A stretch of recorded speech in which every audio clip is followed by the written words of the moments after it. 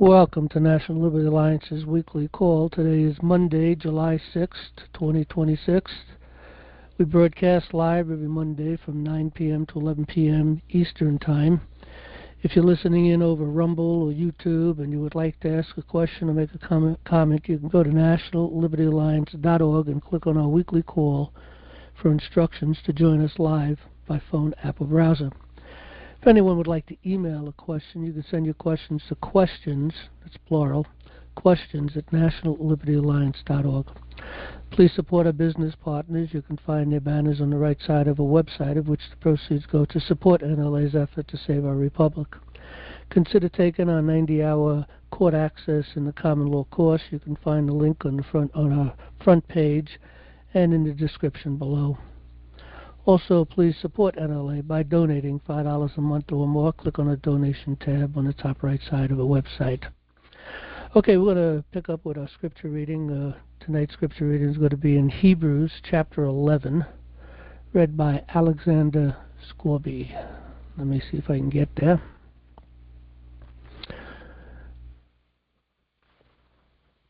Chapter 11. Now faith is the substance of things hoped for, the evidence of things not seen. For by it the elders obtained a good report. Through faith we understand that the worlds were framed by the word of God, so that things which are seen were not made of things which do appear. By faith Abel offered unto God a more excellent sacrifice than Cain, by which he obtained witness that he was righteous, God testifying of his gifts. By it he being dead yet speaketh. By faith Enoch was translated that he should not see death, and was not found because God had translated him. For before his translation he had this testimony, that he pleased God. But without faith it is impossible to please him. For he that cometh to God must believe that he is, and that he is a rewarder of them that diligently seek him. By faith Noah, being warned of God of things not seen as yet, moved with fear, prepared an ark to the saving of his house, by the which he condemned the world, and became heir of the righteousness which is by faith. By faith Abraham, when he was called to go out into a place which he should after receive for an inheritance, obeyed, and he went out, not knowing whither he went. By faith he sojourned in the land of promises in a strange country, dwelling in tabernacles with Isaac and Jacob, the heirs with him of the same promise. For he looked for a city which hath foundations, whose builder and maker is God. Through faith also Sarah herself received strength to conceive seed, and was delivered of a child when she was past age, because she judged him faithful who had promised.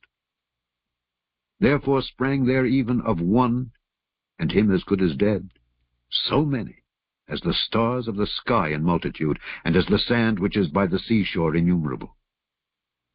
These all died in faith, not having received the promises, but having seen them afar off, and were persuaded of them, and embraced them, and confessed that they were strangers and pilgrims on the earth.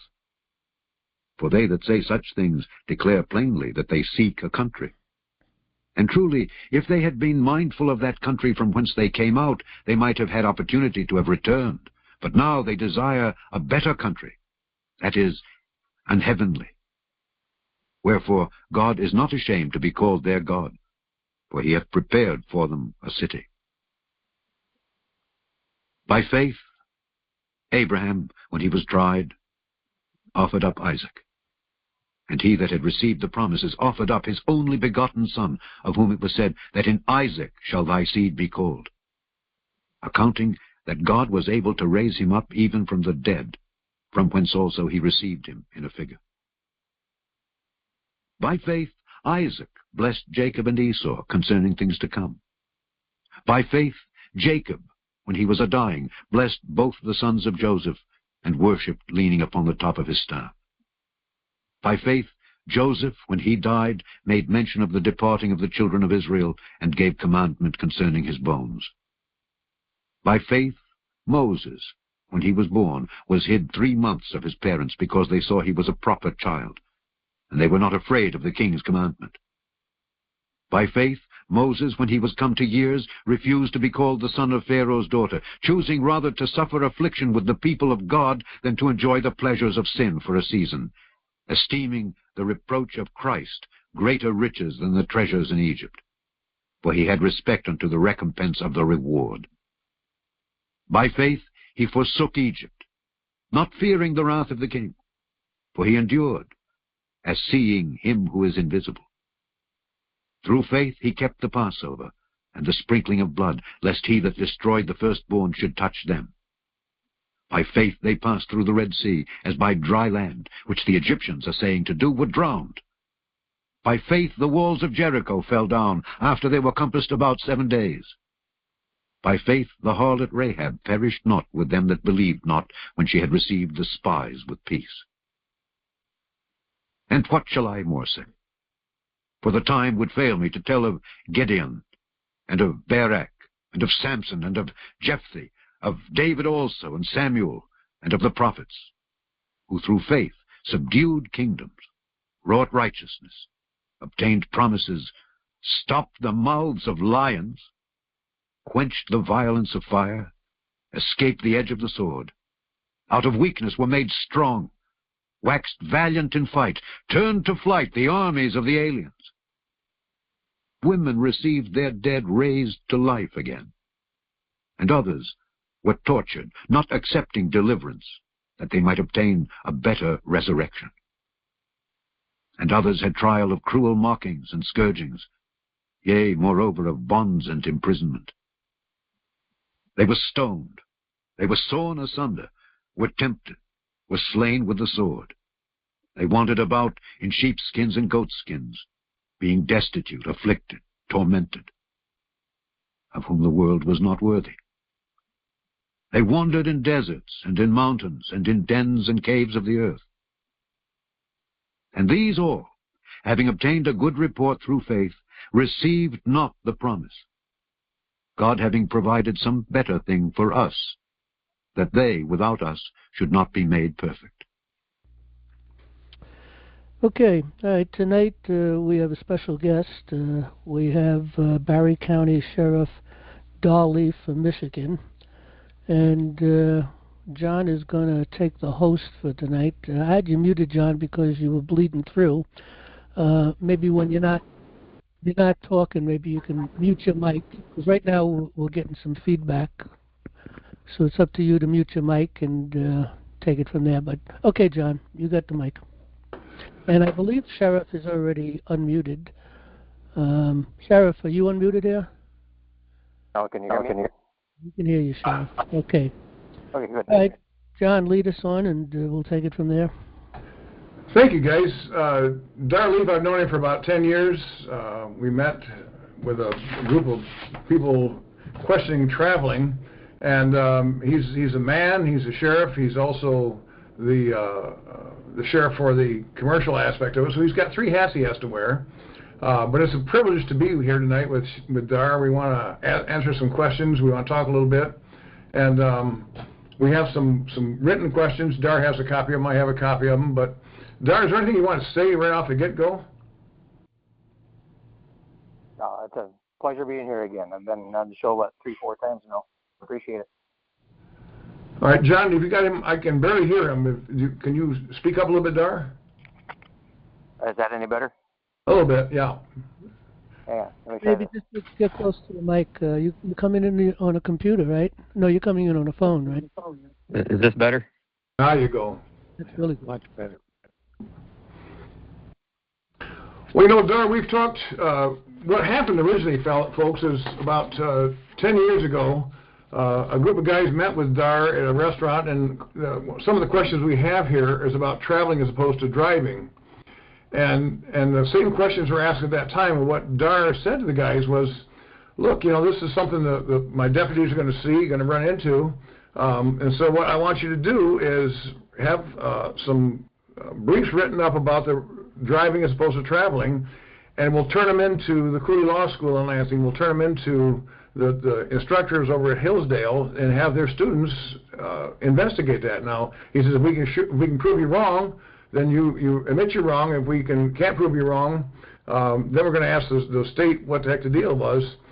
And Dar, if I'm not mistaken, we submitted some stuff. We never got a reply. Is that correct?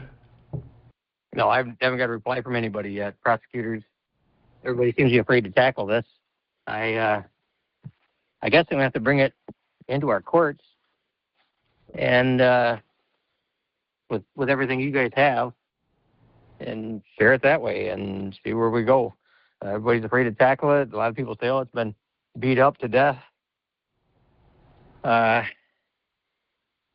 to break the news to you, but it's the way the guys are trained right now. Right. Well, the thing that's frustrating is, I mean, you're like I mentioned, you're sheriff for the people, for the common law, and also for the commercial aspects of it. And they're basically treating us all as commercial carriers. Where they're treating us as corporations. And I know... No, John, they're not. They're treating you as sovereign citizens, and what they're teaching on sovereign citizens, I think, is horrible.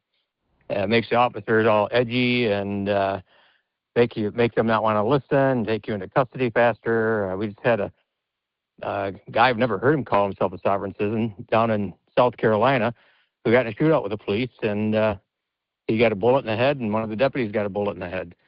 So I just want to warn you guys, this is the training that they're giving the law enforcement right now.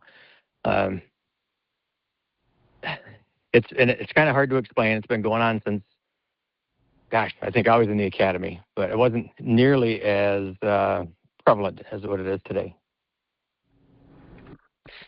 So they're training the officers to be afraid of the people, or just sovereign citizens? Yeah, they're making them sound like they're terrorists. If I might just pipe in something here just for a second. You know, we do have a paper going up to the Supreme Court. They did send it back. We're getting ready to send it back in again.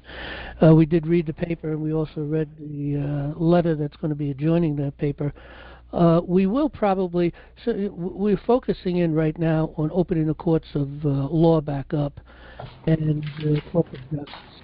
And after that, of course, there's a lot of things, and the right to travel is going to be one of the things we will handle. But first of all, we've got to really open up the courts of justice. And I know from the position that we've been teaching here is that if anybody gets stopped by the police, they're not the people to have a conversation with concerning this. Just take the ticket, you know, thank them or whatever you want to say, but be polite, nice, let it go by. And if you want to make your argument in the court. All right, back to you guys. Like you're saying, I know, speaking to Dar here, and that a bunch of the guys in our group are working hard on this, and they're being proactive instead of reactive, insofar as we're asking the questions to the governor, to the attorney general, you know, to the mayors, to the sheriffs. You know, how are you treating? How are you seeing me as far as the law goes, as far as the traveling as opposed to driving goes? And Dar, it seems to me you asked the Attorney General for an opinion on that as far as what we were trying to accomplish out here. Did you ever get a response back from the Attorney General of Michigan with how exactly they want you to enforce it? I mean, as far as the vehicles, as far as the drivers, as far as the travelers, because I know we've had multiple Supreme Court rulings that you have an absolute right to travel and the normal conveyance of the day, and so I mean, that would certainly include the cars. And then there's the other Supreme Court case, too. It comes right out of Kalamazoo, Michigan, where it talks about, yeah, the state does have a right to regulate that because, kind of in a nutshell, we got cars and motorcycles that do 200 miles an hour. And, you know, if you're afraid to go walk across the street to go get your mail because you think somebody's going to run you over, that's in a nutshell, what they were trying to get across. And, you know, I understand it. You know, the common law, we're not supposed to be injuring any other party, and an injury doesn't mean a physical injury. So, anyway, so the law enforcement is looking at that case out of Kalamazoo, and for the life of me, I cannot remember that case, what the name of it is. But it is not that old. If anybody knows it, I'd be more than happy to have you let us know what it is. And so anyway, that's what they're teaching at the law enforcement. They're not teaching the other stuff. They're not teaching the other big cases from way back. And quite frankly, I'd rather you guys not argue with my guys on the road when they got other vehicles driving by on a traffic stop within 3-4 feet of them. Well, that's good. That's a good point. And one of the things I'd like to make a note of is there are many U.S. Supreme Court decisions concerning this, the right to travel, but they're going to ignore it, and it's in contradiction to their rules, because the Rules Enabling Act, which gave the Supreme Court the power to write civil law actually, and write also, well, first of all, it gave them the right to write their rules, and through that they gave themselves the right to write civil law. And therefore, we're under civil law right now because they abrogated the common law. There's way too much money to be made in this situation here, and that's why it's a very difficult thing. We're not going to solve this problem until we get the courts of justice back. And again, that's what we're pursuing here at National Liberty Alliance. Once we accomplish that goal, then we can go forward on issues like this and many other issues that we can go up against them in the Supreme Court, and we should win again. But first, we have to get our courts of justice back. We have to, really get rid of the Rules Enabling Act, which was totally unconstitutional. How old is that? Power. How old is that act? The Rules Enabling Act came out in 1938. Let me think about this. I think it was 1938. No, Rules enabled 1934. 34, yeah. 38, the Supreme Court came out with their rules. I did see a rule that they came out earlier than 38, but anyway, everything that I've seen was 38. And that's when they abrogated the common law. They abrogated the rules of the common law. They moved us over to civil law. And I can get you a lot of information on this, Sheriff, if you want it. Well, through the Northwest Ordinance here in the Northwest, Midwest here, we're all, the 5 states were made in the Northwest Ordinance, we're absolutely guaranteed the common law. And that's first and foremost in the thing. Now, the statutes, and I want to say that now, the statutes and the rules that they came up with are not unconstitutional as who they apply to. They just don't apply to the common man or woman on the thing. It's interesting if you look at the law. All those laws, they have to have a definition, and basically it says all persons liable for these things, or you have to do this, that, and thing. And then when you get to the definition of persons, the person is an artificial entity. That's the big thing. They know how to write a law to say man or woman, but they never ever say man or woman. They say person, and it's what is said and not said sometimes are just as important. Okay, so if it's not included, it's excluded, and if they don't say man or woman, that doesn't apply to you. Well, the whole thing is a fraud, of course, but it's all about money, and it's not going to stop, and it's going to continue and it will continue until we take back our courts. And we can't take back our courts until we take back the federal courts first, and then, of course, the state courts and so on thereafter. But that's where it's really at. That's the problem we have to solve is, the Rules Enabling Act, which again, that gave more power. We, the people, ordained and established the Constitution for them to control them. And what the legislature did is they took on to themselves more power that we didn't give them, and gave that power over to the United States Supreme Court, which we didn't give them either. And then they received that power and then exercised that power. And through that power, the first thing they did was they got rid of the rules of common law. Then they got rid of common law, and then of course they just took total control from that point forward. They did place us under all of their civil law that was really had to do with them, and commercial activities particularly is a lot of the law that they've applied upon us. But they apply a lot of things within codes and different infractions and stuff upon the people, which they have no power or authority to do. But until we overturn that, and the only way we're going to overturn that is really for the people to become aware of this and get behind the papers going into the Supreme Court demanding our courts of justice reopen. They also, through the Rules Enabling Act, through the rules that the court came out with, they took away all of the common law writs for the sovereign. So we lost about four or five different writs that was powerful for the sovereign to be able to apply in the courts, and then they would have to respond to that. they no longer have to respond to those writs. They ignore them because they've abrogated them too. So the big thing to save the nation really is an education. You know, one of the questions we have here, and it's like I mentioned before, what they say and what they don't say. But Article 1, Section 10 says, according to Article 1, Section 10, Clause 1 of the Constitution, a valid state cannot make anything other than gold, silver, or gold a tender in payment of debts. As all states take FRNs as tender in payment of debts, this and their DUNS numbers clearly show that all current states and their franchise counties are imposter corporations, not the government. But one thing is interesting there, because it says in the Constitution, they shall make nothing but gold or silver coin tender in payment of debt. But the legal tender laws, it's not a tender in payment of debt, it's a tender for a debt. If we just did nothing but enforce that, unless the federal government makes gold or silver coin, which is the lawful money, they can't enforce any fines or fees, because they can take the paper if you want to give it to them, but they can't enforce it. I think that's interesting. But that one question, he or she confused tender and payment of debts with tender for a debt. So we have to pay attention to words, because words are important. John, they are enforcing it. Pardon? They are enforcing it. Well, they're enforcing the paper, but they're like I'm just saying is that they can take it, they can accept the paper, but they can't make it. If you ask them if they want payment, and they said they want payment, they can't enforce anything but gold or silver coin as a tender in payment of a debt. That's the important part there. Yeah, but that's no longer a guarantee, because they ignore that. They're not going to give you gold or silver. Well, they're ignoring everything. Like you say, I'm not sure what's Well, people don't realize how serious it is. I mean, you know, I talk to a lot of people.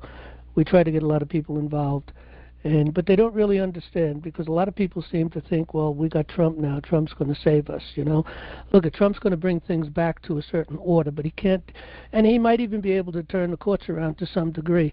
But if the people don't get educated, just like Jefferson said, you know, if people expect to be ignorant and free, forget about it. It's not going to happen.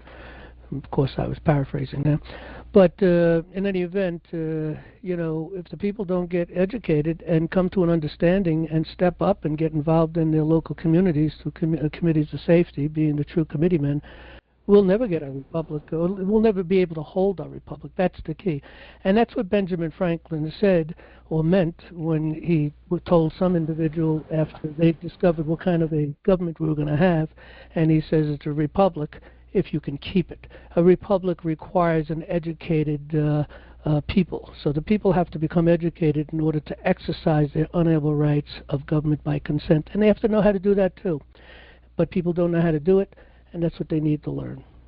You know, it's interesting you talk about that, but democracy, I defy you to find the word democracy in the Constitution. It's not there.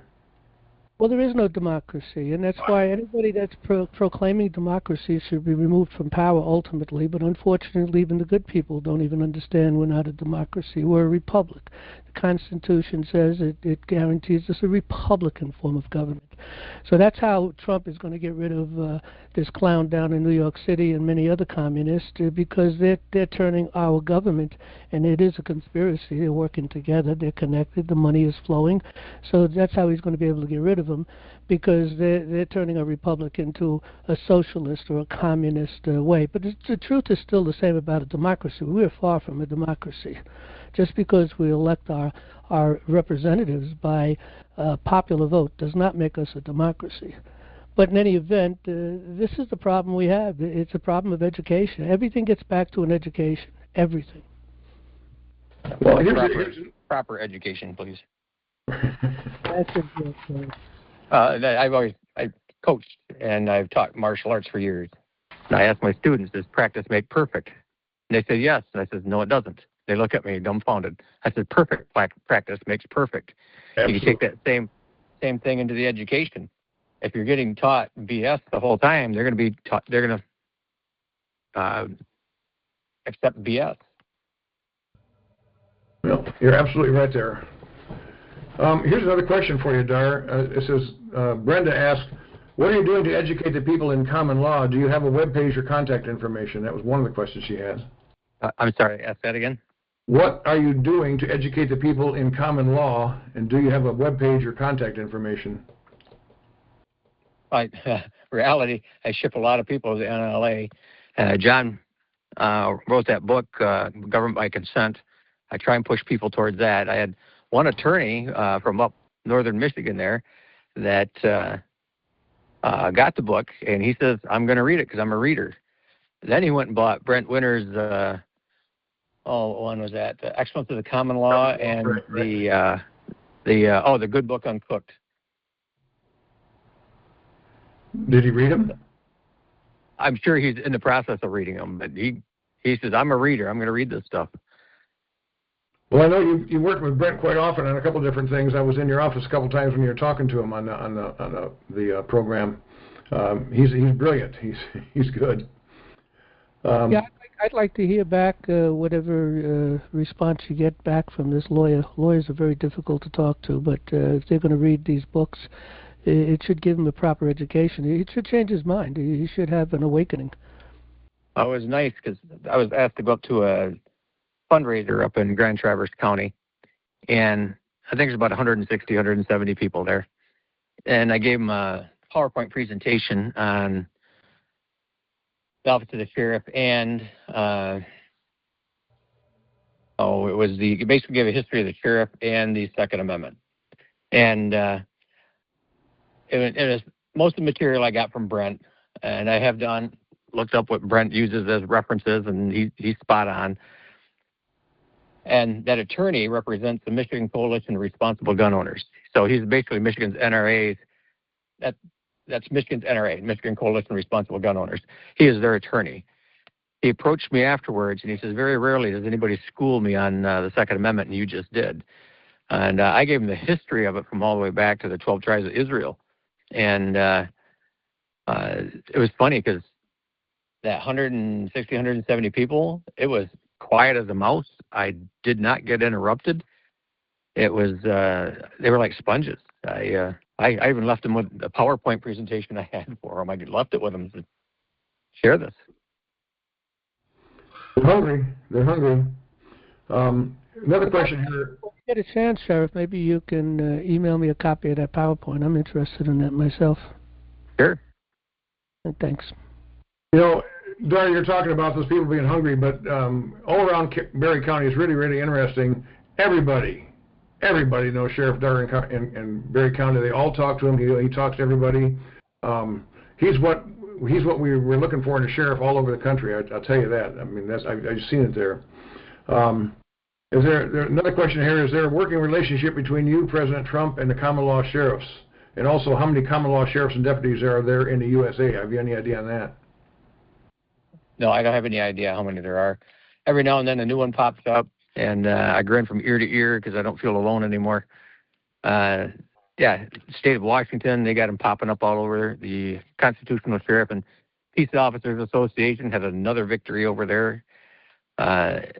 It's funny because we were at one time by the Southern Poverty Law Center, the CSPOA was labeled as a terror group, and that we were encouraging getting militias and taking on the government and all this stuff.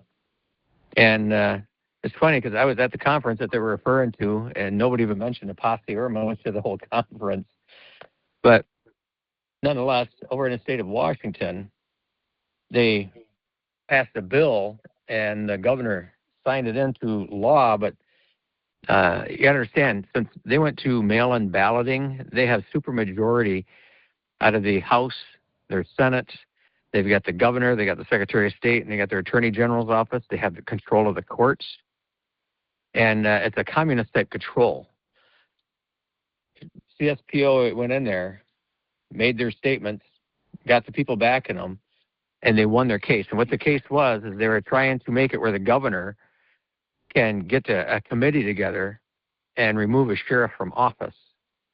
And what it all started on was the sheriffs were refusing the state law that they couldn't help out immigration. So sheriffs were helping out immigration, and they were refusing the law that they had signed. So the governor was blowing a gasket, and he wanted those sheriffs removed. They took it all the way up to their state Supreme Court, a very liberal state Supreme Court, and the CSPOA won that argument. How long ago was that? That was just this year. I was asked to go there. I think it was in March, and I couldn't make it. And the sheriff stood strong, and they ended up winning that case. And that's really good news. I'd like to put a side note in on this. You know, we here at National Liberty Alliance have a campaign for constitutional sheriffs going. And for anyone listening in, it's simply really getting a copy of the book, you know, Government by Consent to Your Sheriff, and forming committees of safety and working with your sheriff. And, of course, we lay that all out under our Starter Committee of Safety tab right here on National Liberty Alliance. But anyway, it's extremely important that you educate your sheriff, and the best way to do it is get them the book. All right, back to you guys. Another question I have here for you, Dar, is are constitutional sheriffs restricted by county or state? I'm thinking, which is what the questioner is asking is, you know, do you have any influence in the other counties next to you, or I'm assuming that's what the question is. Yes, I'm a 6-term sheriff, so I've got a lot of experience, and I've won 99.9% of my battles. So, yeah, I got some influence. It's nice when I get a call from the director of our Sheriff's Association asking why I opposed something when the rest of the sheriffs supported it. And when I lay it on out for them about the constitutional part of it, they back off. So, yeah, I have some influence. But at the same time, the news media has done a good job, if you want to look at it from their angle, of bashing us constitutional sheriffs. So all these new sheriffs don't want to join because they don't want to take the bashing. And there's a organization out there who's trying to get us out of office. So they'll find somebody to run against you, and then they'll throw this out there that you're part of this cult or part of this terrorist group called the CSPOA, and then they'll try to get you out of office that way. Well, you mentioned that they spent $250,000 on it against you last election. I think it's probably about $250,000, which I laughed. They didn't even move the needle. I've been here 6 terms. I've got very loyal support right here. Well, I know the first time I ever saw your name, it was way in the corner of your county, and you were running for office. And that was a big sign. It says, Sheriff Dar Leaf is my sheriff. I says, all right, Sheriff Leaf is my sheriff. And you got good support in the county. It's a pleasure to be around. Yeah. Been an honor. Tell you. Here's another question from Ava, I believe it is. I do have a question for the sheriff, and thank you for having him on. My questions are, why do sheriffs with all their constitutional power not exercise it? Why do most of them not do anything? They could actually be the impetus for big change in the United States. All right. That's real easy to answer that one because you guys kind of hit on it. If you want to take your government back, you have to educate the people. You also have to educate these people that are taken in these offices, like the sheriff. They don't understand what their authority is. They don't understand what their duty is. Same thing goes all the way down to the township level. We have townships here in Michigan, and you have a township supervisor, you have a treasurer, clerk, and trustees. And Michigan has done a lot trying to centralize power to Lansing, which is our state capital. And the townships stood back and just took it. And one of my beefs in all these leaderships that we have out there is nobody wants to lead. They'd rather follow. And they don't want to stand up. They are waiting for somebody else to make a decision. I think you've heard me say this before, John. Make a decision. Be decisive. That old saying I had for years, don't be a flat squirrel. The road of life is full of flat squirrels that couldn't make a decision. And that's what's happening right now is nobody wants to make a decision. They'll let somebody else do it. And I hate to break the news to you, the communists are stepping up to the plate. Well, you see this all the time, and trying to get people to come to a meeting, trying to wake up a little bit. I've seen my parents do that for 50, 60 years before they passed away. And it's hard. Like you say, the good news is we're in the best country in the world, And the bad news is that we're so comfortable here, we don't want to risk it. That I know, you know, the greatest generation, they say in World War II, I mean, they risk it all and they give a lot, you know, I mean, but, you know, rules have changed, that's for sure. I'm not sure what to do about it. I don't know that, I used to think I knew all the answers, now I don't even know the questions, so. Education. Yeah. If you go look, I'm the sheriff that's been looking into this election laws, election fraud, voter fraud. I don't know how you want to have it pronounced here, but nonetheless, everybody was looking at Donald Trump. I sat there and I'm looking back, and of course my investigative stuff kicks in, and I'm going, is Donald Trump the smoke and mirrors that they want you to look at while they're taking over everything else? And sure enough, we had a majority at our state Supreme Court. One election, it was flipped. And it wasn't there's 7 Supreme Court justices here, and we had a 5-2 majority. It flipped. It went to 43. Now it's 5-2 the other way. They did it in one election, and the second election is when they made it to 5-2. And then you look down, the Court of Appeals. And then let's go look at these college boards. How many people actually look at that and see how important that is? Because that's what they're feeding our children in our colleges. Yeah, you're right. And therein is the absolute need for not only educating, for the people becoming educated, but also getting involved in committees of safety. And then, of course, visiting the schools, you know, from K all the way through to 12 and even beyond, of course, within your county. And if we're not doing that and taking care of business and protecting our unalienable rights, protecting the Constitution, upholding it, making sure the people we have elected uphold it, if we're not doing that, we're going to lose it. And we're not doing that, and that's why we're losing it. It's time to do it. Well, nobody knows how to do it because they were not educated.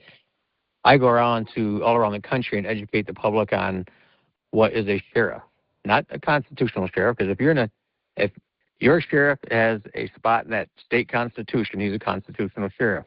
And, you know, drop the mic moment right now. The trick is getting the sheriff to understand what that means. Most people run for office because they got an axe to grind. And when they get in there, they have no idea what they're doing. When this COVID hit, we had all kinds of leaders that took a knee and kissed the ring of the WHO. And people were dying left and right. They watched their friends die horrible deaths in hospitals, and nobody stood up and said anything. Waited for somebody else to do it. And that's my spiel to all of you out there. You can't wait for other people to do it. You can't wait for Donald Trump, the white hats, whatever you want to look at them, QAnon, whatever that is. Yeah, we got to do it here locally. Well, I know you stood up. One of the questions here was about the lady over in Muskegon that kept a restaurant open, and they arrested her. And I know you were working with her a bit. The question, thanked you for that. I was wondering if anything had come from that. Have you heard anything more from? I can't remember her name right now, but Marlena. Marlena. It was. She lived in Ottawa County. Her restaurant was at Allegan, and what had happened? She'd refused to close.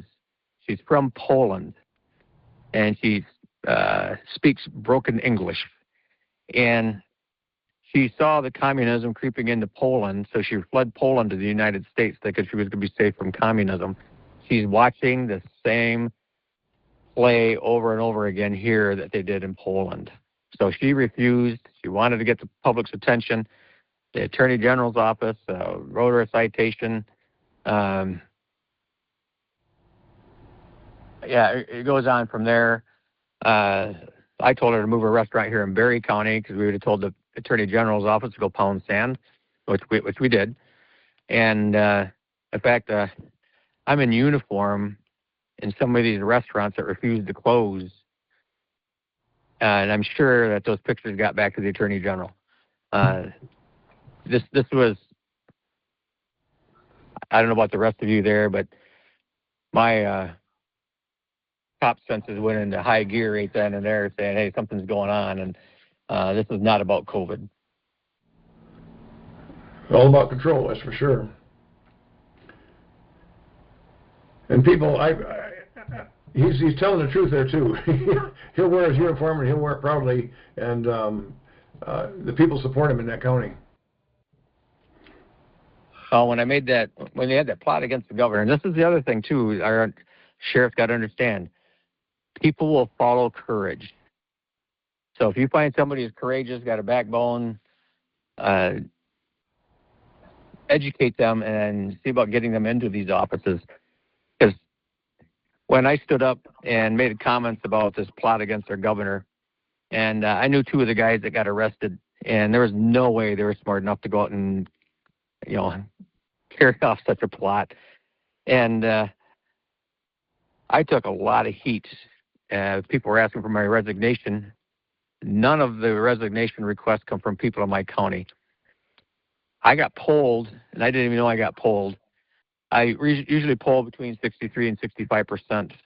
It went up to 72% when I stood up and made the comments that, hey, these guys are innocent until proven guilty, and that's the very basics of our common law. And boy, I was getting death threats at home. I got letters that were sent to me that there was no return address. We got doxxed here in the county. I mean, we're talking probably 1 or 2 calls a minute for 2 weeks straight, 24/7. At the sheriff's office or at your house? Sheriff's office, anything had to do with Berry County. Mm-hmm. All because I stood up and said, hey, wait a minute here. You got FBI going after the militia. Well, they're pretty good at entrapping. I didn't say all that, but this was going through my head. So I said, hey, wait a minute. These guys are innocent until proven guilty. And we don't know if there was an actual plot or if were they trying to arrest the governor or were they trying to kidnap the governor? And I said, those are 2 different intents. And, boy, I read off the law on citizen arrest. And then nowhere in that law does it say that if you're a governor, secretary of state, or a judge or anything like that, are you exempt. And there's people that are upset that wanted her arrested because of what she did to the retirement homes. Took all these COVID patients and put them in these retirement homes because they said that the hospitals were getting overwhelmed. Well, we all know that was part of the BS. So I got asked twice by 2 different people in 2 different locations. One was Lansing and the other was Grand Rapids, that if they arrested the governor, would I house her in my jail? At first, I thought they were joking. So I fired a joke back. And then when I got the second request, it was like, whoa, wait. Time out, cowboy. First of all, you're not going to get close enough to arresting the governor, not without getting shot. So I had to shut that down right away. But that's why I made those comments. Were they trying to arrest the governor or were they going to kidnap the governor? 2 different intents. Well, they showed in the trial that was all the people who were trying to run everything were FBI informants, paid informants. So it was crazy. Yeah, if they had lost this case, the one up in Antrim County, they had a great entrapment case. Talking to the 2 guys that I knew, they said, oh man, they bought the marijuana, they bought the alcohol, they bought the hookers, they bought the food. They paid for their hotels. I mean, they wined and dined these guys. And then they go out and arrest them when they got them drunk or high and they're talking crap about the governor. Yeah. Well, I hope we pray that we can take and solve these problems without violence. That'll go crazy if it gets to that point, but it's frustrating. I don't know the answers, I tell you that. Well, you guys understand, too, when somebody becomes an informant, and what they'll do is they'll put CI in the report, CI number 1, CI number 2, confidential informant. Once they take on that role, they're under the same entrapment and search and seizure rules as everybody else in law enforcement. They are now an agent of that government. And that's where you lose focus, because I was reading stuff, and I have attorneys, I knew the attorneys that were handling the case, and the stuff they were telling me, I'm going, well, we can't do that here in Berry County Sheriff's Office. The FBI can't do it because it's a federal court case that was ruled on. So that's the other problem, is that nobody was questioning that part of it. How about the voting fraud, Dar? I mean, can you speak to that? I mean, that was all over the state, all over the country, but I mean, you saw that right in Berry County too, didn't you? Yeah, everybody's in denial. Everybody said, oh, nothing happened here in Berry County. Well, how would you know unless you went and put your nose and checked every qualified voter and checked every ballot? And if you're going to do that, then why have these computers? You might as well just do a hand count anyways. Right.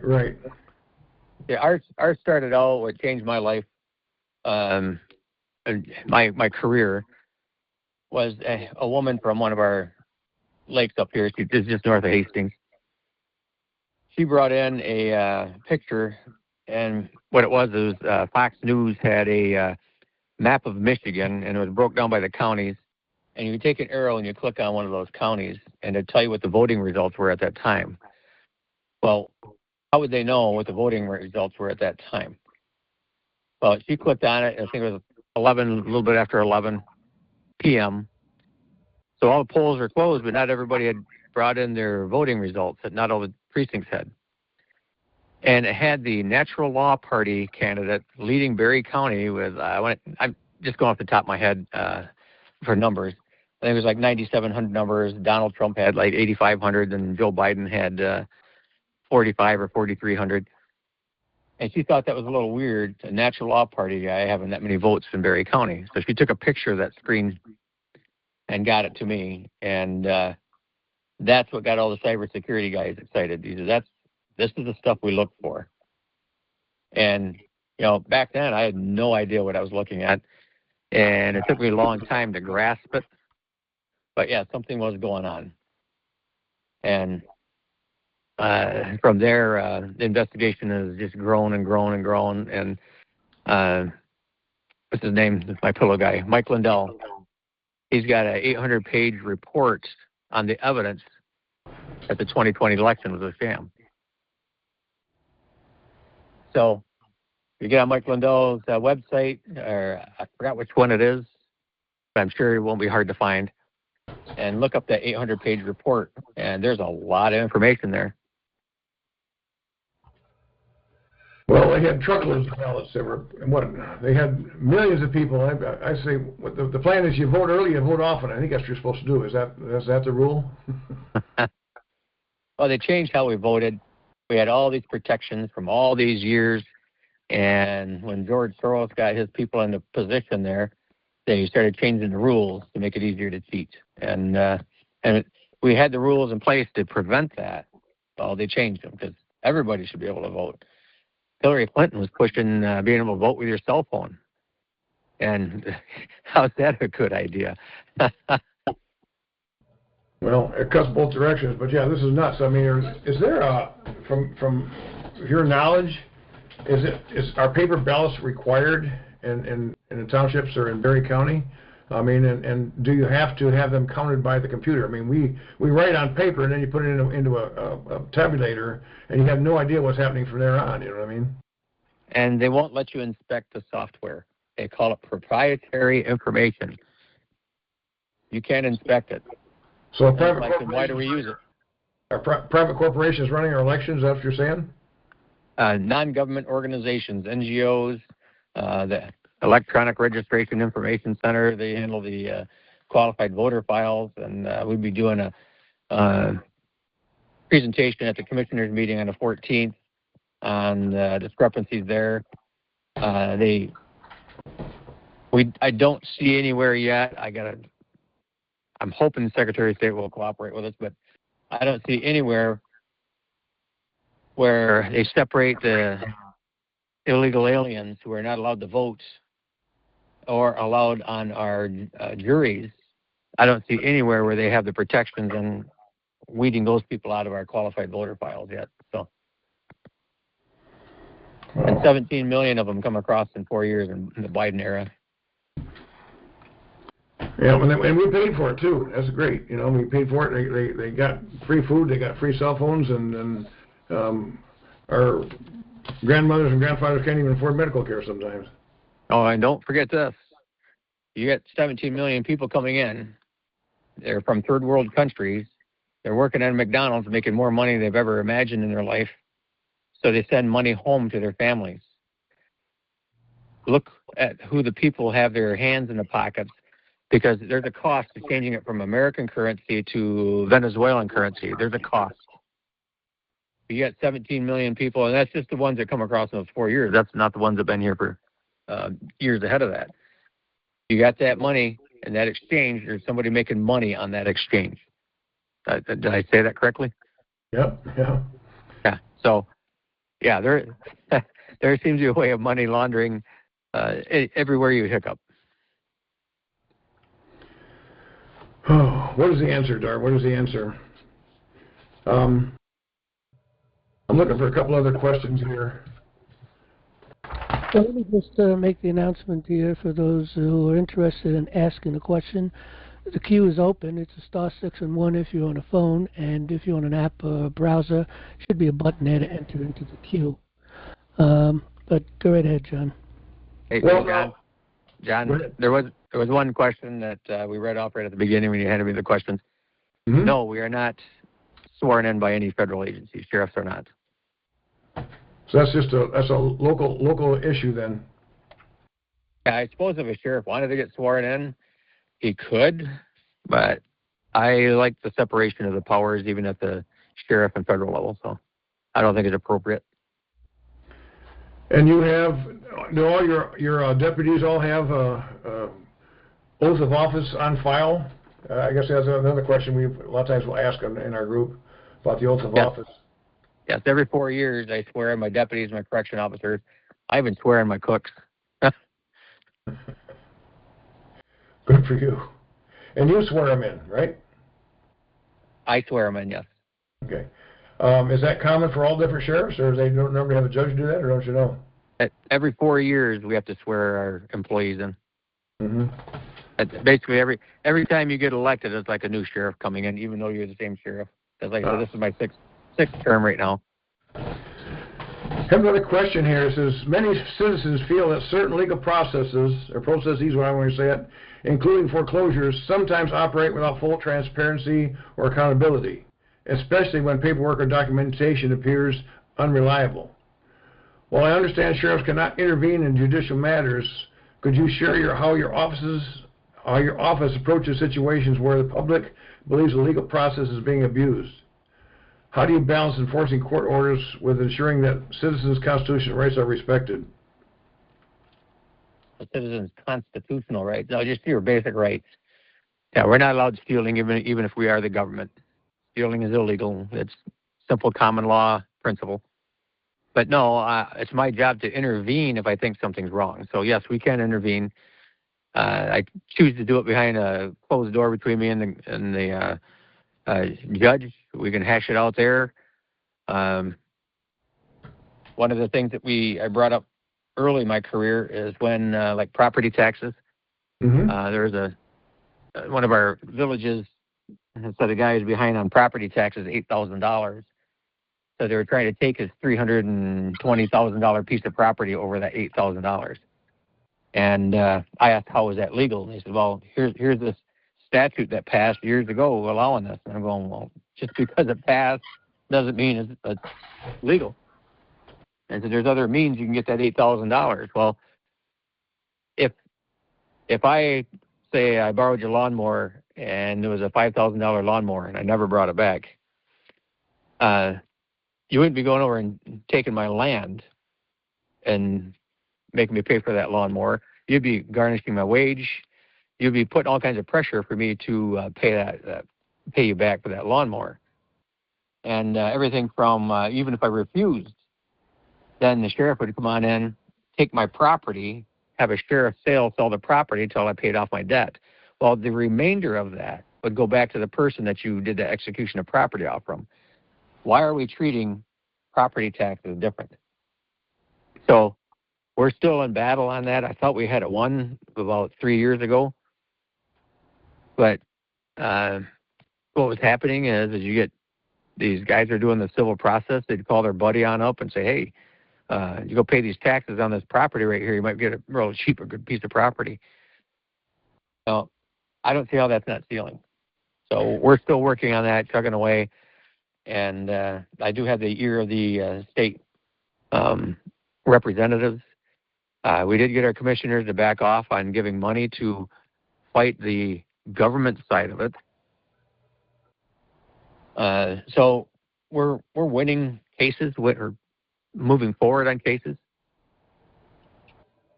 And I think that one of the main reasons why they wouldn't do this is because of the Seventh Amendment, which would allow people to require due process through a period of their peers. So a jury trial being required, a lot of people and they don't want that to be involved. And I think that's the main. Someone's got their mic open, and we're leading through here. You there, Dar? Yeah, I'm here. I could hear that too. Yeah. All right. Well, Dar, if you something like that, I mean, was that the eighth commandment? Thou shalt not steal. I mean, if they're taking a $300,000 property to settle an $8,000 debt, and they don't give the money back. Obviously, that's stealing. What could you as a sheriff do with something like that? I mean, I guess that's my question. Is it up to the person that's being stolen from to file a complaint? If they filed a complaint to you, what could you do on something like that, Dar? We could take the civil action on it for them. And this is where I get frustrated with sheriffs and prosecutors. Prosecutors think that they only have the power of going after criminal stuff. And it's like, no, you guys can sue also. So just like a sheriff can. And we could sue on behalf of the people there. Maybe that's what it's going to take, is us to do that lawsuit, ask for a jury trial on it. And I don't think it'd be that difficult to convince a jury that the government's stealing here. Well, I think it's one of the 10 strong suggestions is thou shalt not steal more than 5% per year compounded annually. I believe that's what it says, doesn't it? Yeah, there you go. Unbelievable. We've got about an hour here, Doug. Do you want to? We got some more questions here, but I mean, I know one of them is more of a comment. And when we do get to the questions, I would really appreciate it if people would have a question. They can make some kind of statement to start, but please have a question on the things. We don't want to have a long, drawn-out thing, but. And let's try not to repeat the questions that's already been asked. So, any of the long-winded questions you might want to skip unless you can try to break them down, John. All right. So let's see. Yeah, this is where we're talking about that. The lady had the restaurant, and you've already answered that one.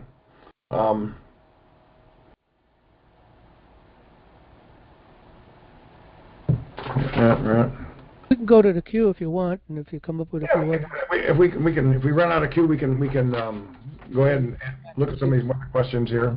I know one guy in Michigan, Ron Dix, he's got quite a bit of stuff. I know him personally too, but he wants to organize a county militia to give you more support. I know you need support. A lot of people will say, why don't you do this? Why don't you do that? I says, it's not something he can do by himself. He needs a lot of people behind him. One question I would be interested in is, as far as deputizing people, can you only deputize people in your own county, Dar, or can you deputize people from other counties if they want to be deputized and help you? Well, what I've done in the past is I've deputized people in my county, and then what would happen is we have this concealed pistol law, and in the concealed pistol law, if you're a posse member, reserve officer, auxiliary member, you can get this little box checked on there where you're exempt from the pistol-free zones. So I had people coming in from other counties, and they wanted to, I'm going to join your auxiliary. Well, we'd swear them in, they'd never show up. So finally I told them, I says, you need to get your sheriff to do that for you. Right. And that was kind of a wake-up call for them that, people in Berry County got me into this office here, and I'm loyal to my people here. You need to do the same things that the people did in Berry County to get a sheriff in if you like what I'm doing. And so we backed off on a lot of the stuff coming from out of the county. Grand juries, that's another question that is brought up a couple times as far as, I know we've had that in our Michigan Lawman Group meetings, talking about the grand juries. Do you know, are you aware of grand juries meeting in Berry County? Are there any grand juries around there? What is the focus of the grand juries in Berry County or in other counties you know of the sheriffs in around the country? Do you know? No, I don't. I've had people wanting to start committees of safety, and they start out all hot and heavy, and then it kind of dies down. It's kind of like a neighborhood watch. When somebody breaks in your neighbor's house, all of a sudden everybody wants to do a neighborhood watch, and then they start getting on with their lives. They don't get together until somebody gets their house broke into again.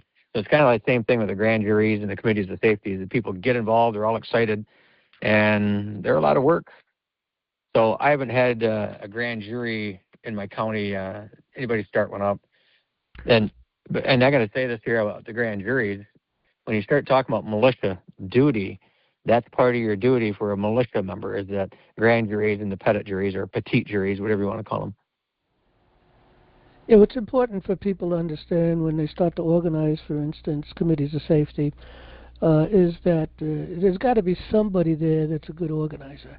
And people need to be educated in the areas that they want to. There's a lot of different focuses people can have on the different committees within the committees of safety, and so people should be getting as educated as they can in those areas. And as knowledge increases and organizing abilities start to increase, that's when the committees of safety really will take off. And that's a hard engine to start. That is the major problem there. And so, but people need to endure and do what they have to do to the best they can, because again, if the people don't step up to take control of their country, to take control of their republic, take control of their government at every level, and it all starts local. You take back your schools, you take back your towns, your villages, and you take back all the different government agencies all the way up to the state level, and then moving into the federal level, of course, through the representatives that we sent to Washington. If you're not exercising those things, then of course you're not going to be able to maintain a committee of safety. And that's why we try to convince people, look, if you're going to start a committee of safety, you've got to spend a lot of time here in National Liberty Alliance, because we have a tremendous amount of information. We have a breadcrumb trail leading people how to do this. Just right here on the blue bar, you click on the Start a Committee of Safety, and then follow the breadcrumb trail. And it'll lead you to all kinds of free books and different things that you need to know, the knowledge that people have to have in order to get a committee of safety going, how to do that, how to create a charter, to do resolutions. You got to be busy doing those things. And if you're busy doing those things, they're interesting and they're empowering, and you start to realize these things, and and that's what's going to build your committee of safety. So, and especially when you start taking schools back, because when you start taking schools back, and we teach people how to do that here, you want to take your schools back. The people in that particular community, in that school district, when they come to the meetings and see what you're doing there, they're going to join your committee of safety, because they're going to see the power and the necessity for we the people to do what is necessary to keep this nation. And we have to be educated and get our children a proper education and so on. So anyway, it's interesting, as I've talked to, older people, younger people, there's a lot of young guys, young ladies that I talk to that are very hungry for what's going on here. We've had a lot of rot in this society, but there's still a lot of good people left, and a lot of good young people too. So that's encouraging. I could see them, talk to them all the time, and as they say, they're with us a lot more than you think they are. They're not totally all stupid. No. One of the things I've done to represent schools is every now and then I get a teacher complaining that they have to call these kids by their proper pronouns. And one teacher up in county just north of me there, he was suspended for a while because he wouldn't refer to this middle schooler as a dog. And he refused. And they went after him. So when I heard that, because that's awful close to me, that's just across the county line.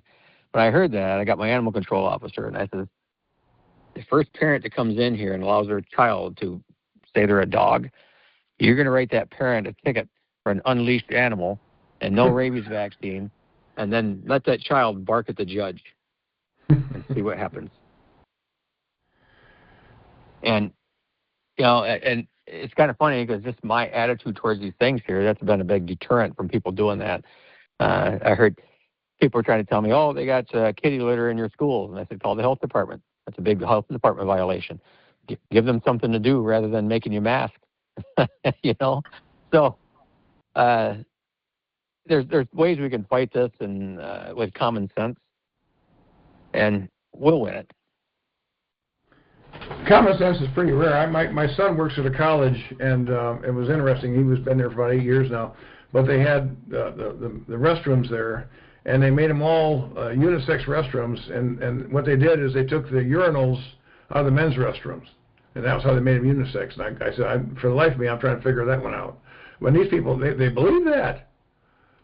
They couldn't find water jumping out of a boat.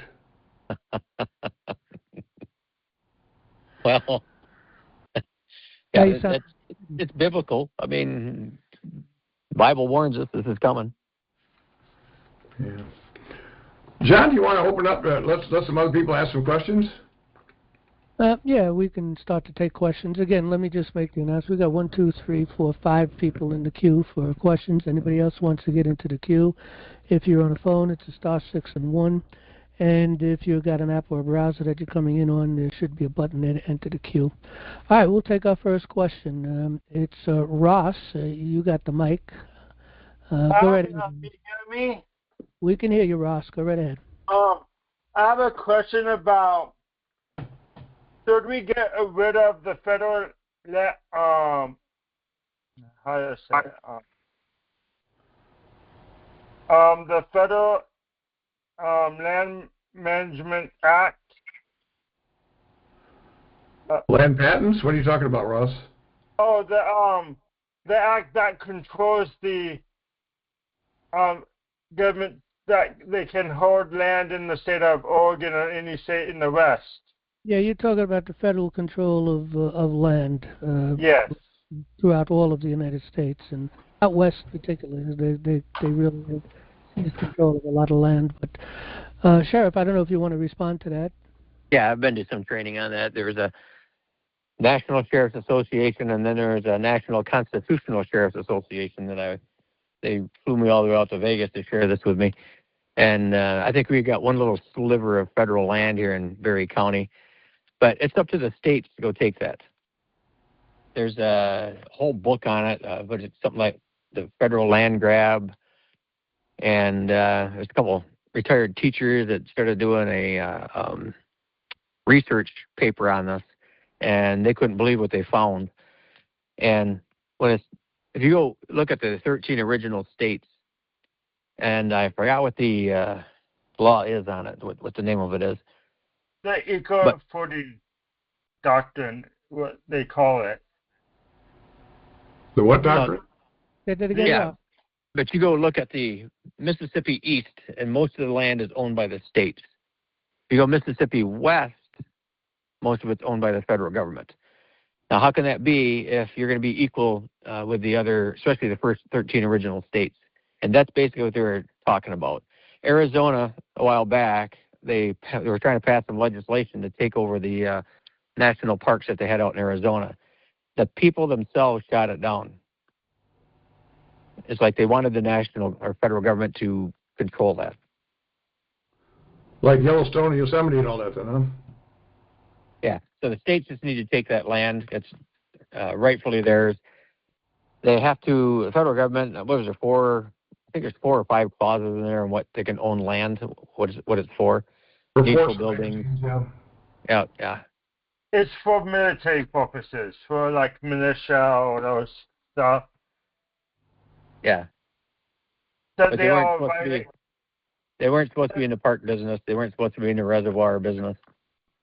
That means they are violating the Section 8 and also Article 4 of the Constitution. Well, I'm not sure what local county sheriffs could do on that. Are you Dar? Other than educate the public. What paragraph are you talking about there, Ross, in Article 4? I think it's clause 3 of. I don't remember exactly what section is in my clause 3 of Article 4. Sorry, well, I'll read through it. I'll pipe that in back to Dispose of land. Dispose of the land. Well, we'll certainly have to look into that one, so, but I don't think we can solve that right now. Congress shall have the power to dispose of and make all needful rules and regulations respecting the territory or other property belonging to the United States, and so on. But of course, that would be in territories. It wouldn't be in states, though. Is that what you were talking about, though? Yes. Yeah, but that would be in territories. It wouldn't be in states. Yes. It's not giving them any powers. That's the problem. When the state of Oregon was admitted in 1859, they treated it as territory for the federal government to keep in the state of Oregon when they become states. So what you're saying is that they were taking control of certain territories, and when they became a state, they maintained control of certain territories. Yes. Okay, gotcha. Yeah, that was the common practice where they would put that in the agreement. I feel like that's a violation. Well, absolutely. I think we all agree with that. All right, you got anything else, Ross? No, that's it. Okay, thank you. Thanks for All calling, Ross. We'll go to our next caller. Let's see. Give us your first name and your state. Sean, California. Oh, yeah, I recognize your voice. Sean from California. Good luck. Yeah. So, Jan, when I logged on, I heard you trying to clarify my question. So, just to restate, my husband was arrested and incarcerated in 1987, yes, for a life sentence for kidnapping. And we obviously know his rights were violated. He was not indicted by a grand jury. He did not have a jury of his peers. So my question is, what could I do to motivate the sheriff either in the county where he was arrested, because he's now serving in a different county, which is actually the reddest county in California, Lassen County. What can I do to motivate them to see about getting involved? Like if I were to call you. He's not in a state prison? He's in a county prison? Well, he's located in a state prison within Lassen County. Oh, all right. I misunderstood. Yeah, so he's in the Department of Corrections, California Department of Corrections, but it's in Lassen County. So a state facility then. Yeah, first of all, you're in California, and my understanding is the sheriff may be elected, but it's not a constitutional office. So that'd be my first thing I would do is go get that Constitution amended and make that sheriff a constitutional office. That gives him power all the way down to the common law. Mm-hmm. So I should say all the way up to the common law, right? Yeah. So to get him motivated, boy, how big is that county? How many different directions is he being pulled? Because I got 63,000 people in my county, and I have a hard time keeping up with the different directions I'm being pulled. Okay, well, if I were to call you, so you've already shot my balloon out of the air by reminding me that I live in California and that the sheriff here is going to be very different from where you are. But if I were to call you and tell you that my husband is incarcerated in your county unlawfully and has been for 40 plus years, what would you do? I'd ask you to bring me whatever documentation you got to prove it. Okay. Did he go through a jury trial? You said no? No. See, that makes it a denial of due process, and that Yeah. at the federal level, and bring in the fact that he's never been convicted by a trial by jury to begin with. No. But before that, he never was indicted. You can't. The Constitution is clear on the indictment requirement. You have to be indicted, and even if you plead guilty, you still have to go through the process, okay? And the grand jury still has to hear it in order to open a case up, and the jury the trial jury, the Petit jury, has to hear everything, even if they plead guilty, and then they make really the decision.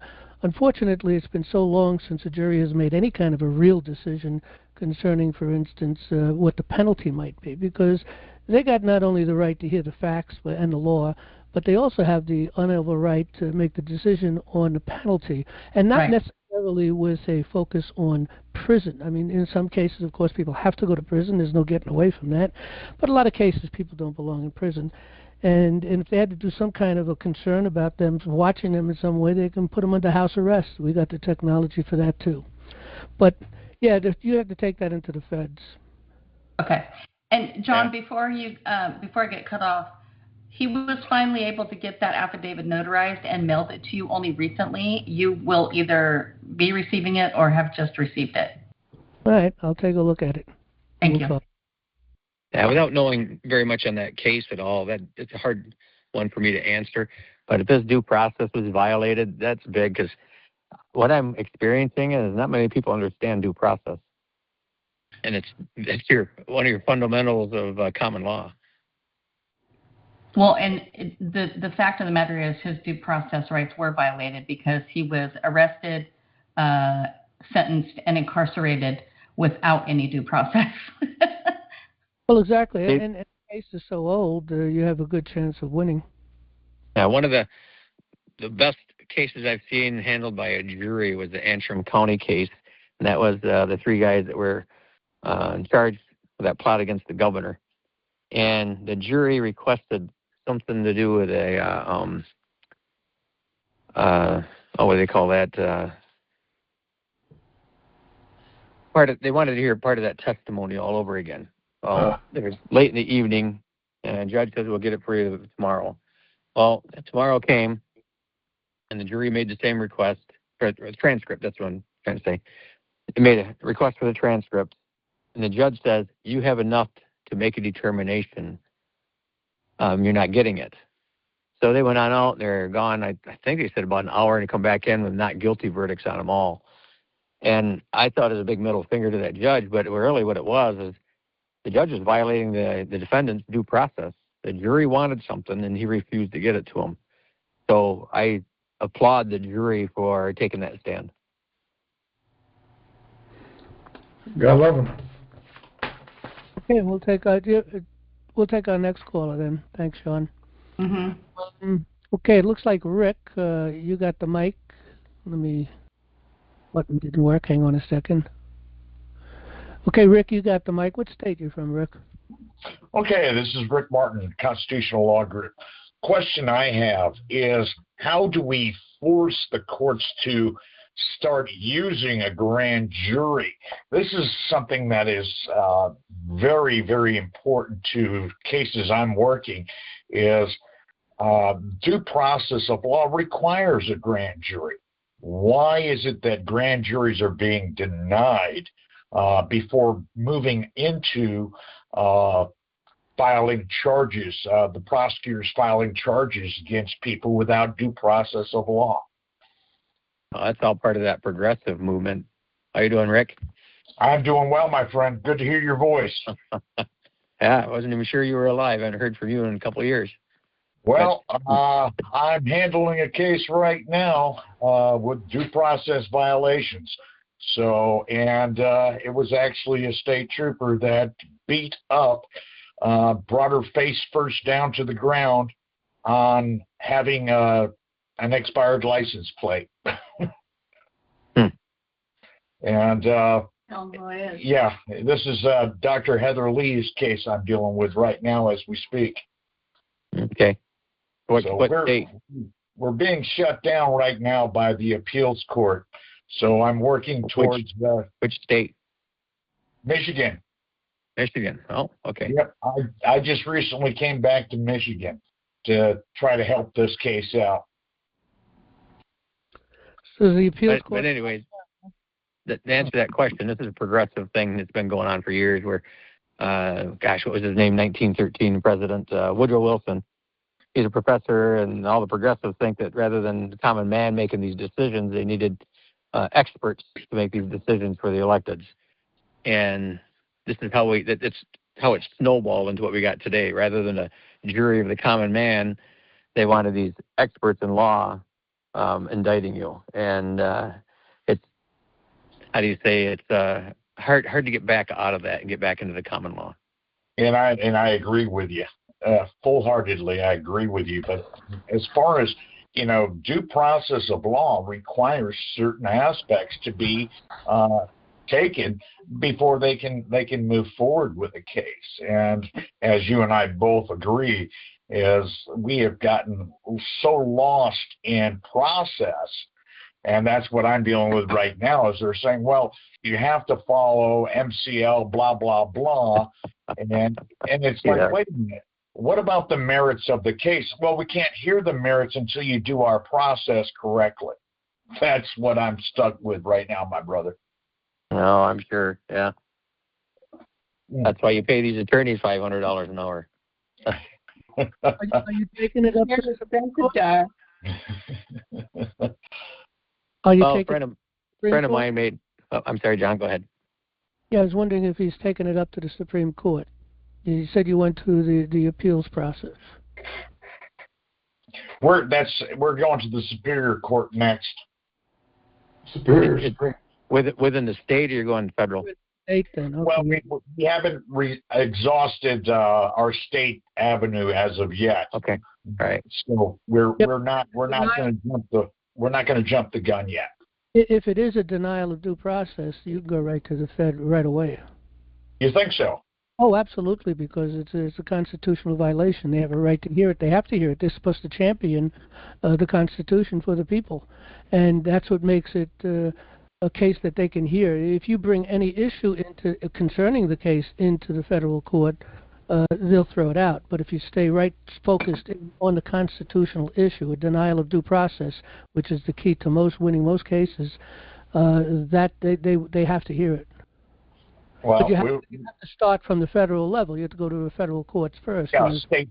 I'm assuming I'd probably have to deal with Lansing on that issue. Lansing, Michigan, is where the federal court is, if I'm not mistaken. Mm-hmm. Yeah, if you want to give me a call or something, maybe we could talk about it, or I can assist you on it, maybe. Absolutely. We'll do that. Okay, send me an email with your information. Just send it to NLA@NationalLibertyAlliance.org, and then make sure your phone number's in there, and we'll try to talk sometime this week. Absolutely. All right, my friends. God bless you, and stay safe out there. Thank you, Rick. Thanks for the call. Okay, we'll take our next caller. Anybody else wants to get into the queue, star 6 and a 1 if you're on a phone. Should be a button if you're on an app or a browser. Next person is Derek, it looks like. What state you from, Derek? Yes. I just wanted to know if they have opening for jury administrators. Yeah, if you're interested in becoming a jury administrator, once you become a member, there is a button that you can check off as you become a member to be a jury, as an administrator. Of course, those opportunities aren't open yet until we win in the Supreme Court, which is what we've been doing for quite a few years. We're still trying to fight to get through the Supreme Court on this issue of bringing us back to the Constitution, and for the people then to be able to take back control of their right as jurists, as administrators, because clearly the government cannot be in control of the grand jury. That's just a problematic thing, of course, and we see that all the time. They've even brought it to the point where they require a signature of the prosecutor alongside the jury foreman in order to make it valid, which is absurd. And I don't know if that's the case all over, but that is a case that's in many places. So that's a major problem. You know what we have to do? We have to make sure that the people on the website, there's tons of information, and everybody on NLA should get on the website and read all about juries and stuff like that, and find out how it's supposed to work. Because, a lot of people I know, they will try to get off a jury. They'll do anything they can do to get off a jury. So get on the jury, and then, as Dar said, they won't give you the information. Vote not guilty. There you go. But anyway, if you want to be an administrator, again, it's a job that we're not ready to even work with yet. We're trying to work that out, but first we have to take our courts back, and that's the big issue. But once you sign up and you check that box, and you have to start taking all of our courses. In order to become a jury administrator, you need to take all of our courses, most of which are free. And there's a couple of courses that we require people be a premium member to take, and that's given $5 a month or more. Most people can afford that. If you can't afford that, we'll just let you go by on that. But you got to get an education, so that's what you need to start now. People that are who want to become administrators are working on their education right now. I'm taking all the courses on the online, and I also got the court access. I signed up for that. Then I'm not used to the platform yet. It's a little slow sometimes. It's different from YouTube. But it's a ton of information and it's very helpful. I've learned so much.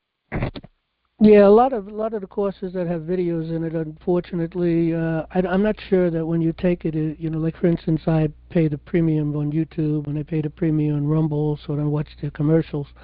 But I've noticed that if you're going in secondhand into the videos, they put the commercials out on you, and I'm presuming that's what you're talking about on our website. So when you go through the courses, you're being hit with these commercials. Is that what you're talking about?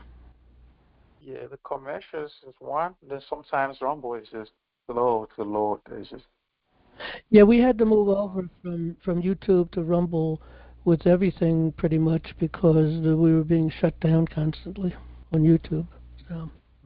But I'll make it work. The courses are up. It may take a little bit to go through, waiting for these videos to move through, unfortunately.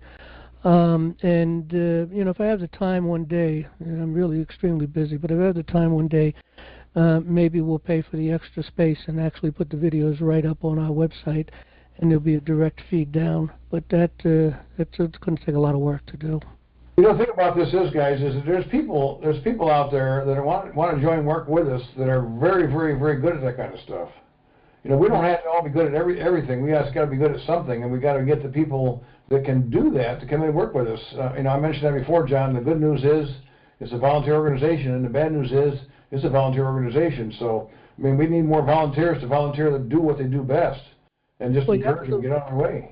Yeah, you're absolutely right. If there's anybody out there that's got this knowledge, because it takes up too much of my time to do, and I've got other business that I'm working on. But if we do have people out there that might want to do that, we are looking to revamp the website at some point in time to make it more interactive. But that's going to take money.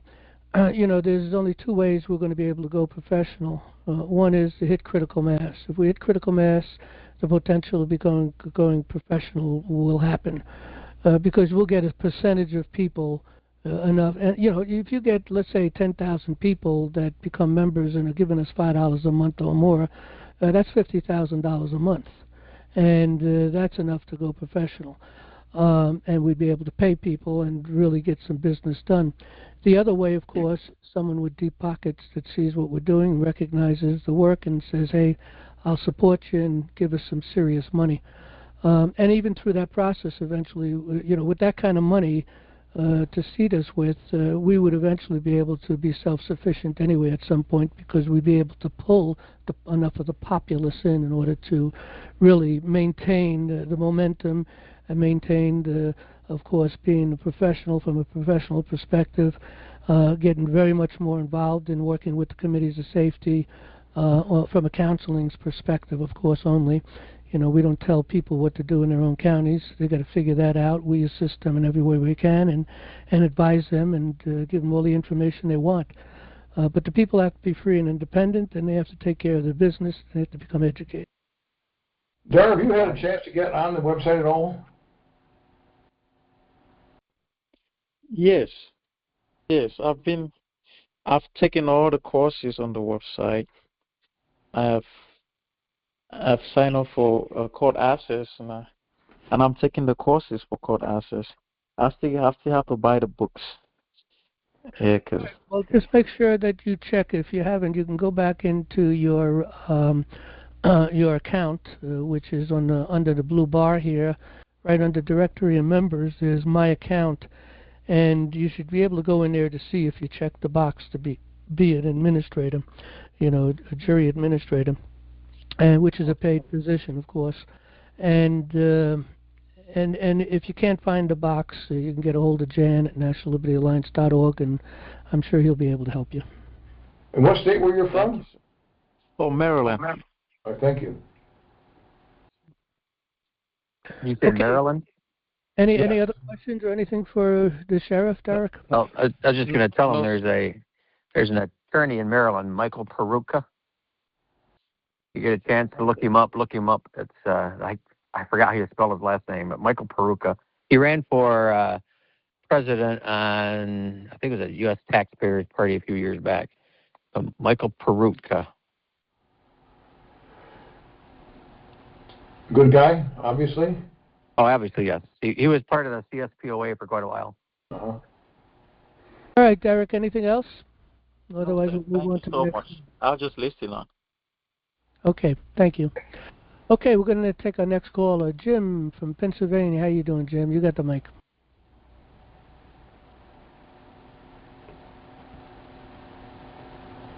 Jim from Pennsylvania, you got the mic. Okay, I'm unmuted. You're unmuted, yep. Thank you, Sheriff Dar, for your service. I have several questions, but I guess I'll start with the most important one to me is how would you go about choosing your deputies, the people that are closest to you? I yield. Well, one of the problems we have is we can't find anybody who wants to be a deputy. Nobody wants to work nights, weekends, holidays anymore. And the 8 years we had of Obama bashing law enforcement, that didn't help. So we have a regular hiring process, and they have to fill out a background check information form for us, which is several pages thick. And we dig into you quite deeply to see what kind of character you have. But, Sheriff, do you know that you don't know them personally? I mean, that would be very helpful, wouldn't it? I yield. Yes and no. I do not like hiring friends or family members of friends because they're going to let you down, and I see down the road where you're going to not be friends anymore. Okay, if I may, I believe that communicating with other sheriffs would be very important. Are you able to do that and contact other sheriffs individually and have a contact or even a relationship with them? I yield. Yeah, I've contacted sheriffs all over the country, and you get some professional relationship. It's not like we go out fishing or anything like that. And it's a matter of having home time also when you're doing your sheriffing. So it's important. Like me, I like going up to a cabin up in the UP, up in the Upper Peninsula, just to get away from everybody for a while, just to recharge my batteries. So, yeah, I have relationships with some of the sheriffs and some from out of state even. Yeah. I think it'd be very important to educate the other sheriffs. That was my question. Oh, absolutely. But they got to be willing to accept it. We are trained, and John, you and I got a friend by the name of, well, are we allowed to say Jack's name on this thing? Yeah. Anyways, he come out with a statement, and he says, if you ever notice, less than 1% of our population in this country are attorneys, but they control over 90% of what we do. That includes our law enforcement and our police academies. They won't let us bring training in unless it's training that is brought by an attorney. I was trying to get into the academies and into MCOLS, which is Michigan Coalition of Law Enforcement Standards, the training on what to watch for in election fraud. And they said, oh, it sounds great, but you have to have an attorney be able to be a presenter or attorney who's helping you do the work. So what I'm saying is it's kind of a conveyor belt cop thing where you go through the academy, they teach you how to handle a crime scene, they teach you how to handle a domestic, they teach you how to handle a murder, they teach you how to do a traffic stop, they teach you how to do all this stuff as the attorneys tell you how to do it. Sheriff Dar, what are some of your priorities for your office? One of our priorities is trying to get caught up on staff. COVID hit us. Like I said, the 8 years of Obama, it's hard, really hard finding people who want to do corrections or law enforcement. So that's one of our main focuses, trying to get caught up. And it's very difficult, especially a county our size. We don't pay as much as the big counties. And some of the stuff the kids expect today, I would never have dreamed of asking for when I first started. Sheriff, it does seem like you have a lot of enemies, and from my understanding of being involved in government and that, how do you deal with it? I mean, that's a general question. I'm just wondering. It just seems like what they did, for example, what they did with Representative Tom Massey in Kentucky. They spent $32 million on one race. Yeah. It seems like they're going to come after you. Is what it seems like. Oh, they've been after me for years. You just got to stand up, and like I said, what I learned is people will follow courage. If you stand up to what you know is wrong and be loud about it, people will follow. That was Walking Tall, I believe, wasn't it? I didn't hear you. The movie Walking Tall, that was basically what happened there. He stood up to the sheriff, he stood up to everybody, and they elected him sheriff. But yeah, you're right. I mean, courage is contagious. Yes. Well, Sheriff, I guess my other question was the leadership. You just commented on that. Could you repeat that? I mean, you're saying you get a good leader and the people will follow. And that's what I'm looking for, because I don't consider myself a leader, even though I never feel like I'm confident enough to be that big of a leader. I mean, I try, but I always look for that leadership, and I just don't find it in my city or my state. Part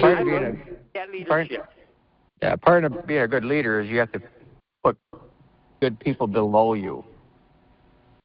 So my undersheriff, he has to be a leader. My undersheriff, I've had 3 undersheriffs, and before I hire them, I ask them, are you able to come into my office and tell me when I'm wrong? Are you able to raise your voice at me when I'm not listening to you? And if they tell me no, I said, then I got no use for you. So that's part of the leadership. I used to have on my emails, a great leader knows when to lead and when to get out of the way. I train people to be experts in certain fields. I'm not going to answer those questions. I'll be referring to my expert I have in that field. But I put them into that position because I was confident that they were competent to handle that job. Okay, we're going to take our next caller now. Jim, if you want to ask another question, you can get back into the queue, but we do have a few people in the queue. It's starting to get late. I want to make sure we get to everybody. Thank you, Jim. Okay, we're going to take our next call. It looks like, is that Klaus? Maybe you could tell us what state you're from. You got the mic. 507 area code.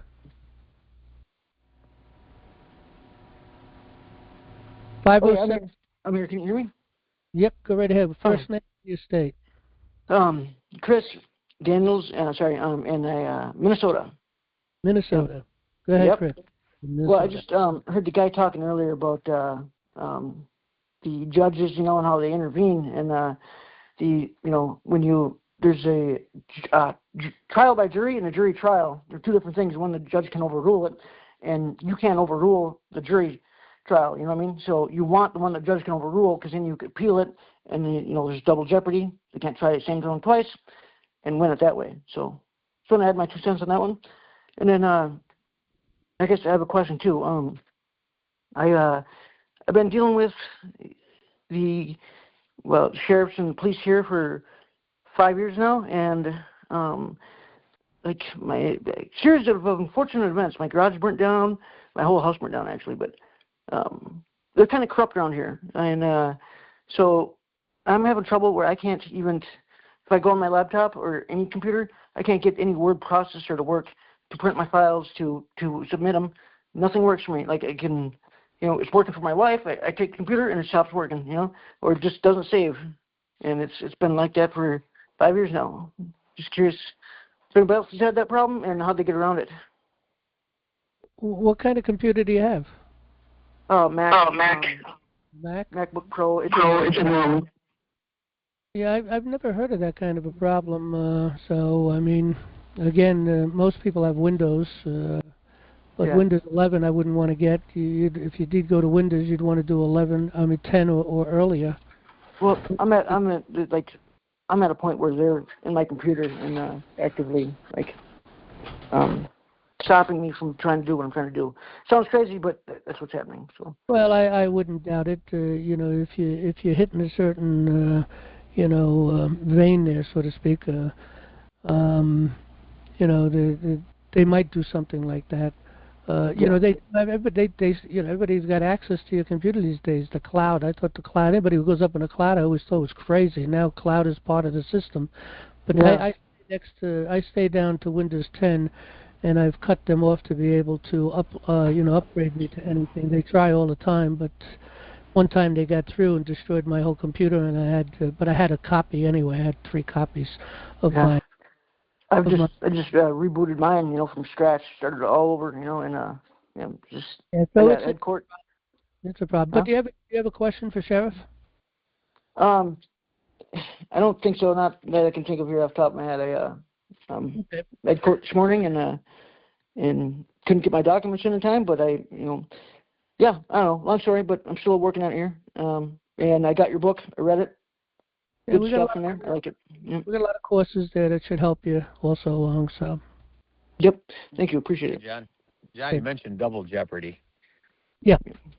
And it was always drove me nuts is that double jeopardy kicks in when the jury's sworn in. Is that correct? Well, once the trial takes place, I would imagine that is the case at that point. We'll come to a conclusion, and then if you go and then if the jury can't decide, to me, the prosecutor couldn't prove their case. Well, that's a fact, but unfortunately, these days they'll retry you, and that is exactly that's a pet peeve of mine. I'm going, well, how is that not a violation of double jeopardy? Well, no doubt is, no doubt. Yeah.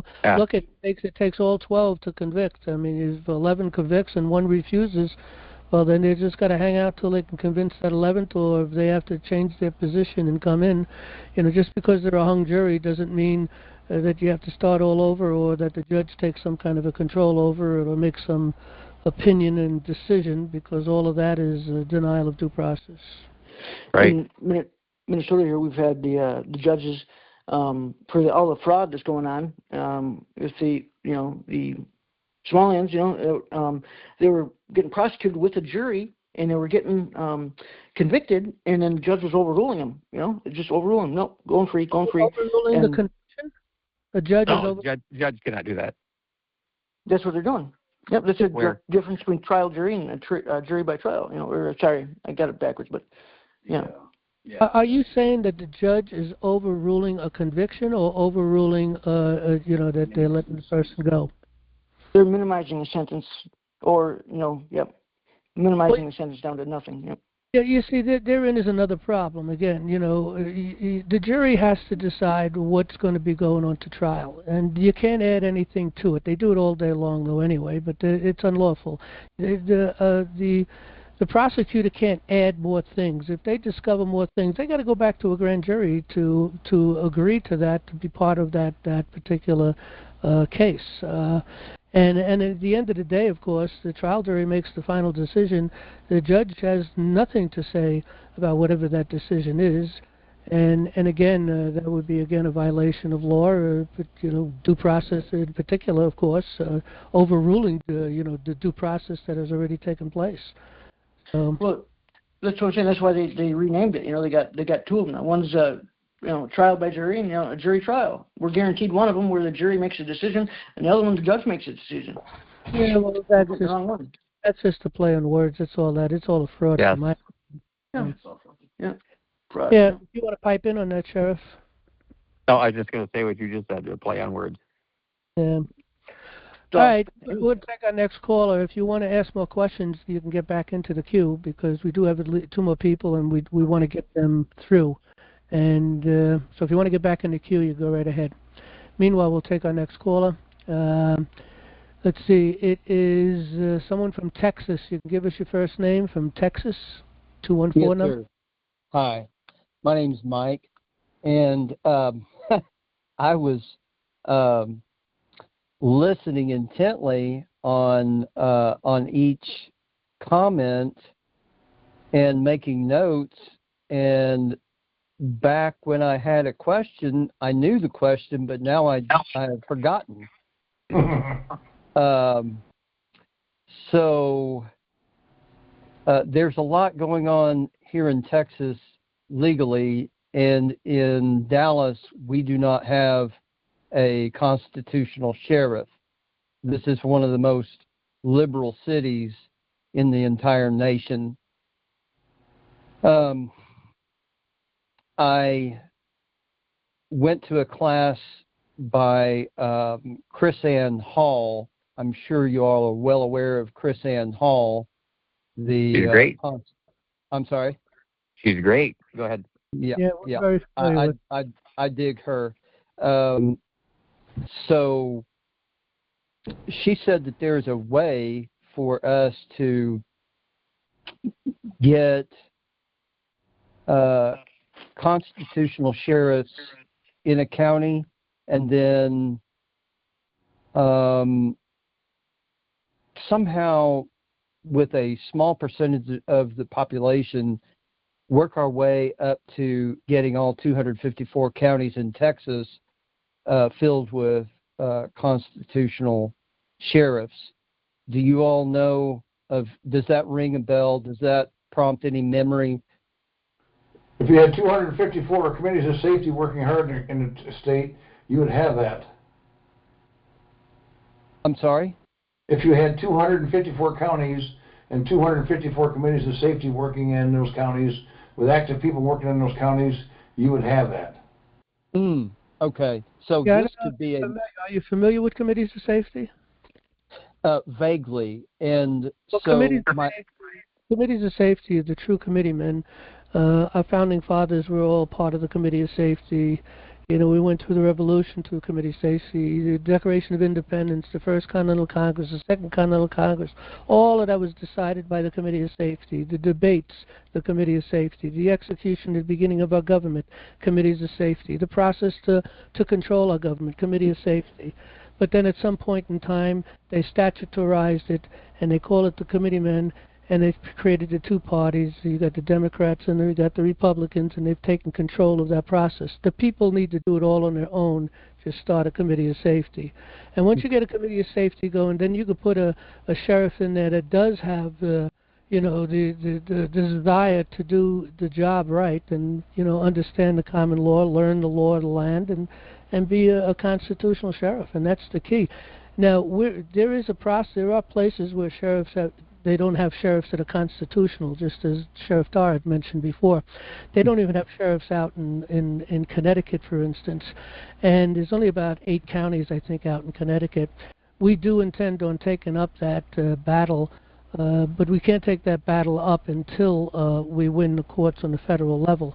And if we can win the courts on the federal level to bring our courts of justice, then we can go into Connecticut and deal with that problem there and various other problems throughout the country.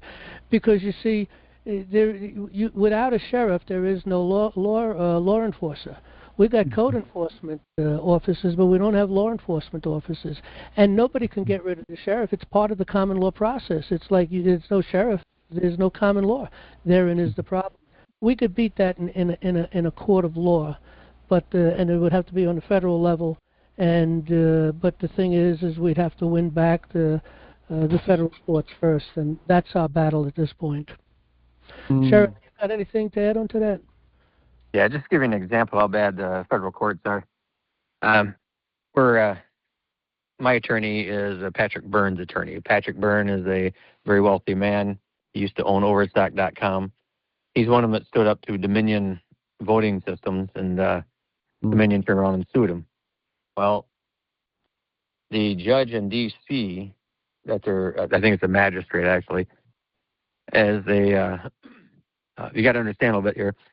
Dominion was one of the systems used by Venezuela when they developed Smartmatic, which was the vote flipping software. Yes. But so anyhow, that judge that's hearing the case was Maduro's attorney. Mm-hmm. So this is the problem we're having with the judicial system, even at the federal level.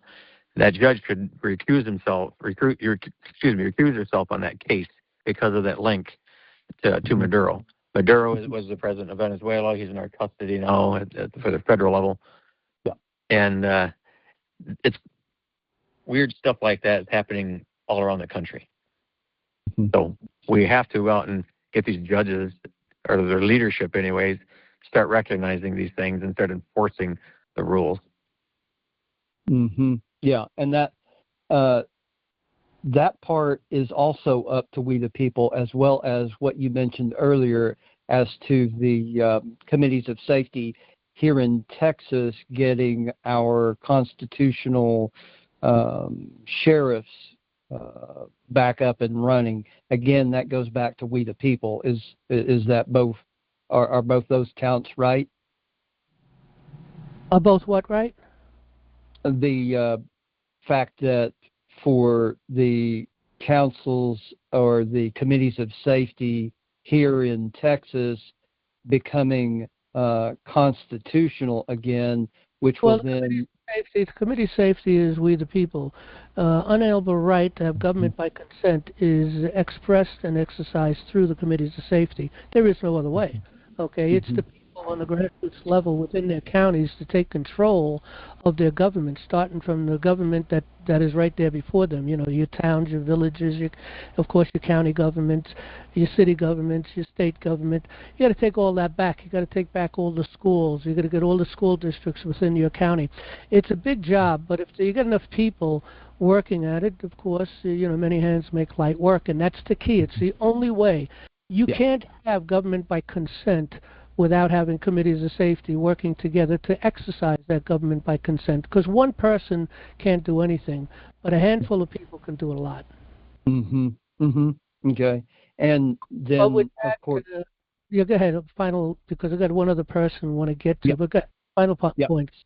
So the comments on the federal court trouble and Maduro, again, that goes back to we the people and our efforts, right? Well, everything goes back to we the people. We wouldn't be in the process. The problems we have today would not exist if the people were involved in committees of safety, going all the way back from when they started to discontinue them and really put them over to the political parties, and that's what the minions of the New World Order did, which is the bar attorneys, and they've taken control of that whole process. They had to take control of the political process. They had to take control of the judicial process. They had to take control of the administrative, the education, the economy. They've taken control of everything. There's nothing that goes on that they don't have control over, and that is the problem. Yeah. So we have to fix that, and I can tell you, I do believe that Trump is really on that trail. He is going to take the whole system down, and again, we're working with the courts, and we're hoping that the administration is working with us to bring our courts back to courts of record again. Thank you. I will be doing my part in that effort. Okay, well, thank you. Coming to our Monday meetings, and we'll teach you how to get a committee of safety going. Sheriff, Did you respond? I said thank you. You said you're going to do your part. Thank you. Yes, yes, sir. Okay, we're going to take our last caller. We have one other person in the queue. It's Michael from Michigan. Go right ahead. You got the mic. Okay, where in the world is Mike Niblick from Michigan?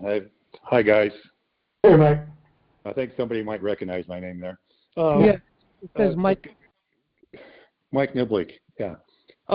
Courts are definitely the subject of the day, aren't they? It appears so, yeah. Because they're attorneys. but well, I'm far from being. Well, I'm an attorney. Maybe attorney towards common law and anything else. Does anybody recognize the name Bill Thornton? Yeah. Well, we're talking about courts, but if I think we have to come to the common understanding that we are the courts. The people are the courts, right. and when we consider judges having any kind of job other than being administrators of the courtroom, that's when we're failing too, because their black robes do not give them jurisdiction over a common person under common law.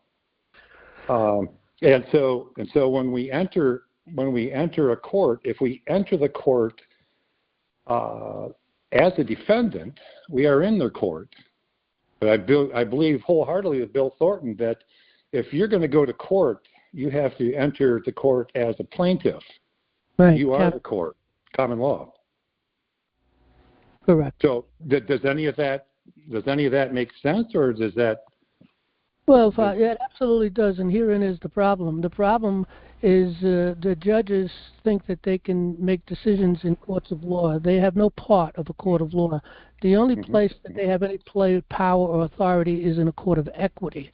And a court of equity deals with legislative law, and legislative law deals with the people operating within commercial activities or working in government agencies. That's what that's all about. But once you go into a court of law, which is the people's court, if it's a criminal thing, it's up to the people to decide whether they're going to indict or not. And if they do indict, then it's up to the people to make the decision on the law and on the facts and on the conclusion of the case. Not the judge. There's no judge. All judges are also, they have the ability to come into a court only as sort of and make sure, like a traffic court, to make sure that things move along. So, yeah, and so anyway, but they're not to come in as a judge, okay? But they do. They come in and they actually make decisions, and they actually put people in jail, and they do all kinds of things that they don't have the power or the authority to do. But doesn't that judge have to, a civil judge, doesn't he have to prove jurisdiction? Well, no. Well, absolutely. But a civil judge, if you're going to go in, it's going to use it as arbitration. Then you can use a judge as the arbitrator, and that is the thing. But if you say, nope, I want to exercise my right of a trial by jury, which as long as it's over $20, which is what the Constitution says, the judge is out and the people are in. Mm-hmm. But who does our jury really have to be? Who are they? They should be our peers, not picked by court members. The people within your county. That's your peers. Yes. It doesn't quite work out that way when if you do get to a jury trial in the civil government. The one mistake that Thornton made, and there are actually a couple, but one particularly, is that he claims to be the king of the court. He's teaching people that they're the king of the court. We're part of the king's bench if we're the deciders in a court, in other words, part of the jury. But Jesus Christ is the king of our court, and the jury is the representative of that king. And that's how our lawful system is set up, starting right from the Declaration of Independence. We're under the laws of nature, and nature's God. So anyway. Common law, common sense, natural law. And that's it. Common law is nothing more than common sense. I know, Sheriff, do you want to pipe into any of this? Hi, Dar. Hi. You picked the wrong person for the last question. No, I'm good with it. Uh-huh. So yeah. But I don't necessarily think that I'm putting myself in any kind of position where I think that I am the king of the court. Right. The position I think I put myself into, that our Lord, which is the lawmaker of the heavens and the earth, and of course who wouldn't be because he created it, is it simply common sense and natural law. Do on the golden rule, do unto others as you would have them do unto you. And how did we get so screwed up? Was it something to do with the Act of 1861? Laziness, really, but that's my thought. That? Anytime you hear an act, you got to beware, especially at the federal level. The Social Security Act. Go read the original act, then go read what it reads today. An act can be amended. at the will of the whoever's in power, the legislature. Mm-hmm. So I always hate these acts that come on up. The common law to me is the way to go. If we stuck with that, we could probably cut back to these part-time legislatures and kind of live a happier life. well, the word an act can also be nullified by the jury itself. So. Well, the word legislature, isn't that the hatchet man right there to a free man? Say that again? Isn't the legislature, the word legislature, isn't that the hatchet to a free man?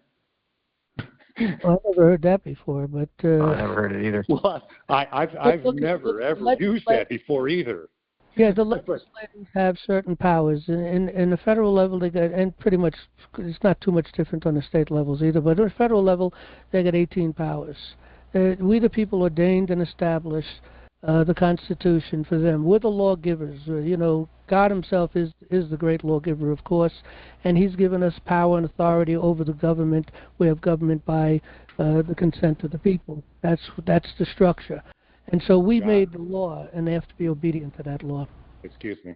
John, is there a difference between a people and a citizen? I don't see any, no. But I'm very careful to go into the court and call myself one of the people. But a citizen is, the word citizen is used 7 times in the Constitution. But you believe there's a way to enter the court as a plaintiff as opposed to a defendant? Yeah, one of the people in your state coming in this court of record sues or ever counter-sues or whatever the case may be. That's the beginning of opening a court of record. And trial by jury to be put up top also. Okay. All right. Hey, well, yeah. I'll tell you this, Mike.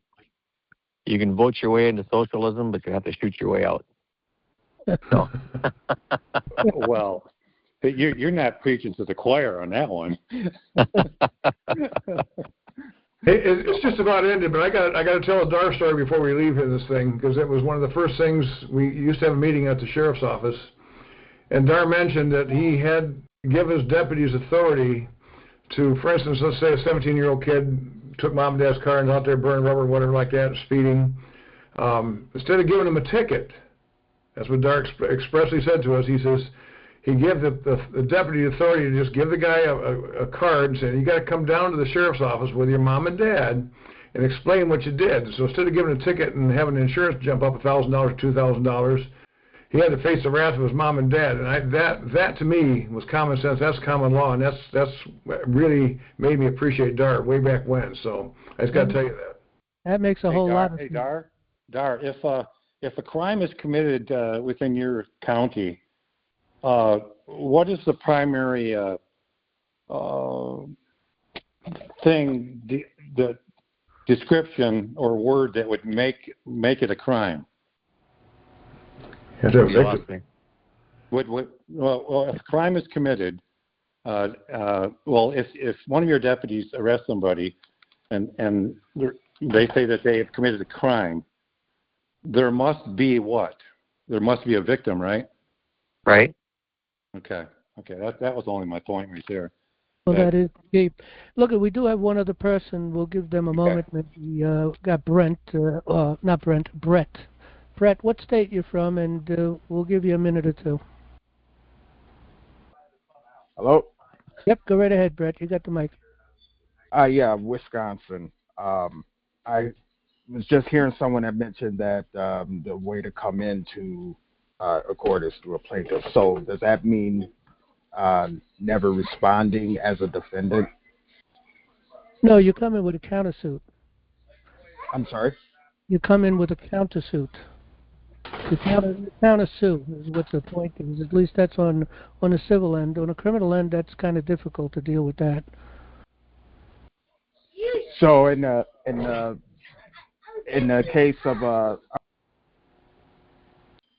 case of say like traffic, and as a defendant, would you countersue that or? Well, no. In the case of traffic, you can make the case that they don't have the power, the authority to give you due process, and they need to cease and desist. We teach that, and we also have some free information on that under our education tab. It's Education Starts Here. If you want to learn more about that, maybe you come in next Monday and we could talk about and get into more detail. But basically, the bottom line is you can serve the papers, and they have to prove that they have due process. They can't prove that. And they're probably going to just ignore that paperwork, and then the next step is to move it to federal court for cause. And you can only argue the point that they don't have due process. Forget about a ticket, forget about anything that case, anything to do. You want that case, you want that court to cease and desist because they have no power or authority over you to be able to give you due process. Now they have to come in and prove that they can give you due process, and that's how you can win in those cases.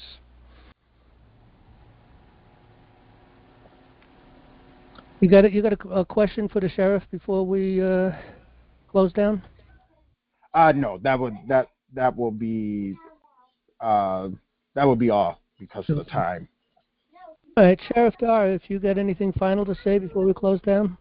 Oh, I just appreciate you inviting me on again, and it's comforting hearing from people from all around the country. All right, well, we appreciate having you too. Thank you so much. I appreciate it. Okay, we'll see everybody next week, Lord willing. Good night, everybody. Thanks for coming. Thank you, Dar. All right, good night.